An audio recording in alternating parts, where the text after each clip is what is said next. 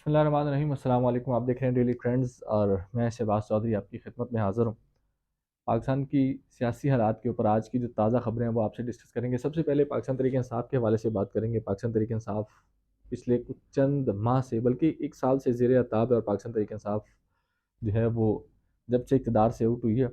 तो उसके बाद कुछ अरसा इमरान खान साहब ने कैंपेन की, तब से ज़ेर-ए-ताब है। पाकिस्तान तहरीक-ए-इंसाफ की पार्टी तोड़ दी गई, लोग पार्टी छोड़ के कुछ लोग इस्तेहकाम पाकिस्तान पार्टी में चले गए, कुछ लोगों ने अपनी पार्टियाँ बना ली। और जो सीनियर लीडरशिप पार्टी छोड़ने को तैयार नहीं है, वो इस वक़्त जेल में कैद है। वो चाहे शाह महमूद कुरैशी हों, एजाज़ चौधरी हों, मियां महमूद रशीद हो, डॉक्टर यास्मीन राशिद हो, चाहे इमरान खान साहब खुद क्यों ना हों, तो ये सब कैद हैं। लेकिन एक अभी भी पाकिस्तान तहरीक-ए-इंसाफ को कन्वेंशंस, जलसे या इस तरीके की इजाज़त नहीं थी, चूँकि इलेक्शंस आने वाले हैं और इलेक्शंस आने से पहले एक ख़ास माहौल होता है और इलेक्शन का ये माहौल होता है कि हर पार्टी अपने जलसे, कन्वेंशंस और वर्कर्स के पास जा रही होती है, वोटर के पास जा रही होती है और अपनी जो स्ट्रीट पावर है, वो शो कर रही होती है, जो कि पाकिस्तान तहरीक-ए-इंसाफ को पिछले कुछ अरसे से जिस चीज़ की इजाज़त नहीं थी, क्योंकि इमरान खान साहब इस वक़्त जेल में मौजूद हैं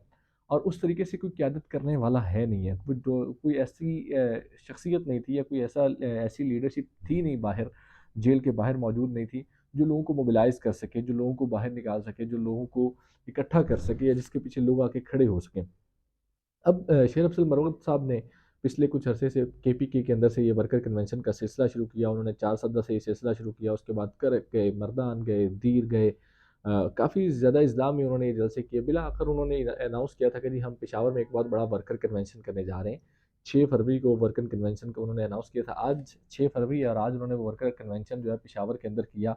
और वो वर्कर कन्वेंशन चूँकि मीडिया के ऊपर तो उस तरीके से नहीं दिखाया गया या मीडिया के ऊपर दिखाने के ऊपर वो दिया, लेकिन सोशल मीडिया के ऊपर हमने देखा जिस तरीके से वो वर्कर कन्वेंशन कामयाब हुआ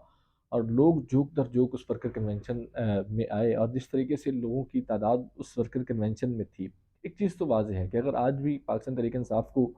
थोड़ी-सी भी कहीं न कहीं से लिबर्टी दी जाती है इलेक्शन में हिस्सा लेने की,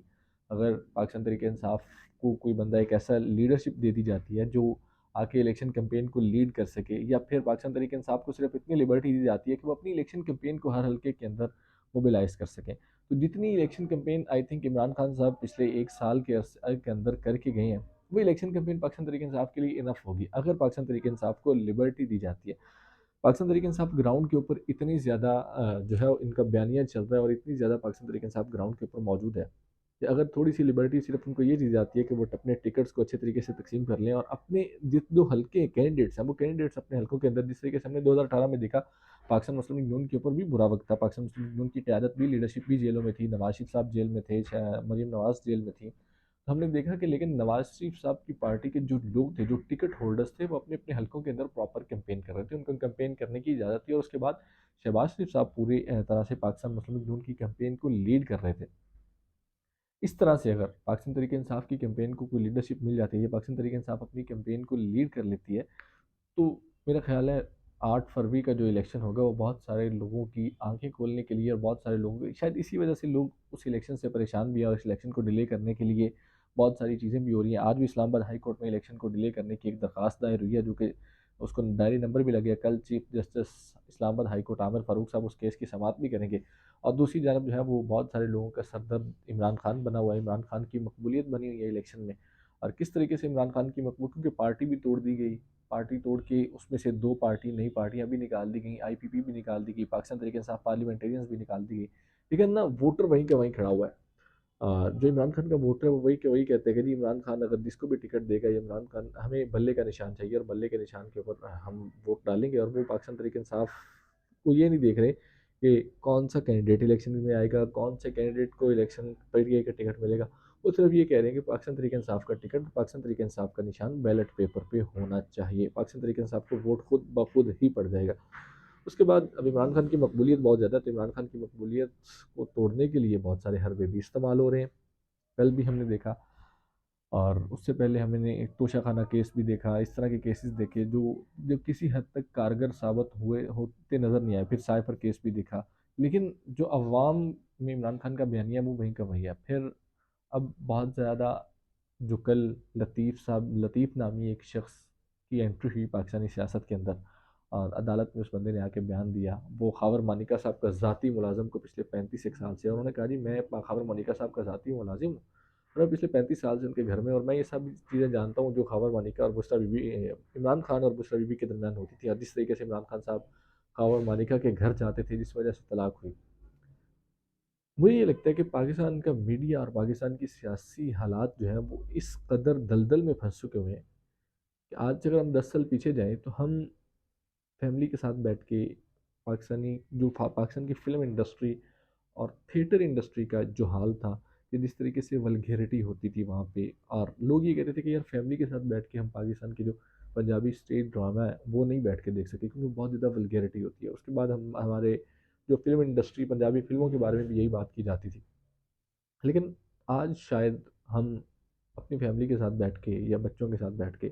पाकिस्तानी मीडिया को भी नहीं सुन सकते, पाकिस्तानी मीडिया को भी नहीं देख सकते, क्योंकि हमने अपनी सियासत के अंदर इतनी ज़्यादा वल्गैरिटी और हम अखलाकी लेवल के ऊपर इस कदर से घिर चुके हुए हैं। और जिस तरीके से अगर आप वो जो मोहम्मद लतीफ़ साहब का स्टेटमेंट है जो उन्होंने अदालत में कलमबंद करवाया, अगर आप वो पढ़ें तो वो मेरे ख्याल में एक ऐसे लग रहा है कि जैसे कोई इंतहाई घटिया किस्म का कोई स्क्रिप्ट है, और वो इंतहाई घटिया किस्म की कोई फिल्म है जिसका वो स्क्रिप्ट लिखा जा रहा है, और एक बड़ा सा जो इंडियन बी सी ग्रेड की फिल्में होती हैं और उस किस्म का एक स्क्रिप्ट है जी। वो ये होता था कि मैं बुशरा बीबी और इमरान खान नाजेबा हरकत करते थे, मैं ख़ावर मानिका को बताता था, ख़ावर मानिका इस बात पे गुस्सा करते थे, फिर मैंने उनको बेडरूम में भी देखा, ज़िना करते देखा। इस तरह की बहुत सारी चीज़ें, अगर इमरान खान, ये चीज़ें बेसिकली फ्रस्ट्रेशन शो कर रही हैं कि किसी न किसी तरीके से इमरान खान को एवल साबित किया जाए। लेकिन अब मसला ये है कि इमरान खान जिस हद तक इस कौम में के अंदर या आवाम के अंदर बयानियाँ बना चुका हुआ है, वो खुद भी आके अगर एक्सेप्ट कर लेगा तो लोगों ने यही कहना है कि जी ये ज़ोर ज़बरदस्ती के ऊपर, आज जिस तरीके से जावेद चौधरी साहब का भी एक वीलॉग आया, उन्होंने कहा जी बुशरा बीबी के जो 2 बेटे हैं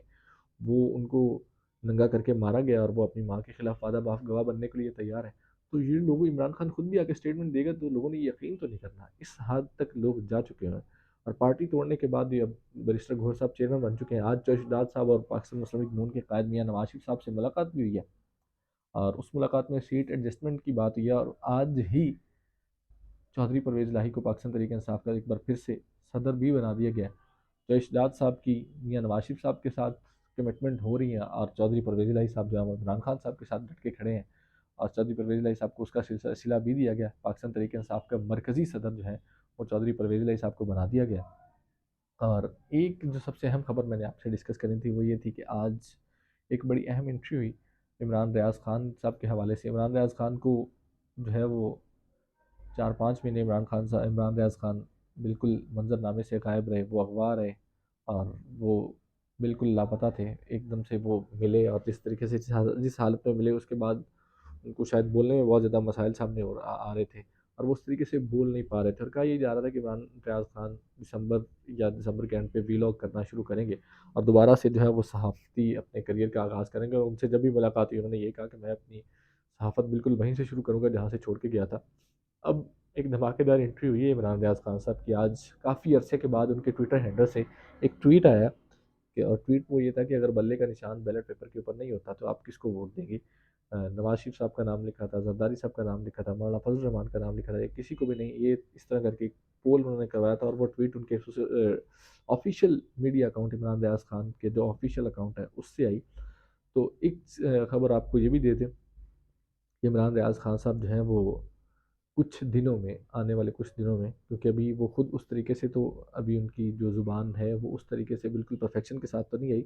लेकिन आने वाले कुछ दिनों में वो दोबारा मीडिया को एंट्री दे रहे हैं, और वो अपनी टीम के ज़रिए बहुत सारे हलकों के सर्वे भी करवा रहे हैं। बहुत सारे हलकों में वो उन्होंने लोग भेज के वहाँ पे सर्वे करवाए हैं, और वो उन सर्वेज़ के ज़रिए वो अपने मीडिया जो अपना यूट्यूब चैनल है या सोशल मीडिया के ऊपर अपनी वापसी करेंगे,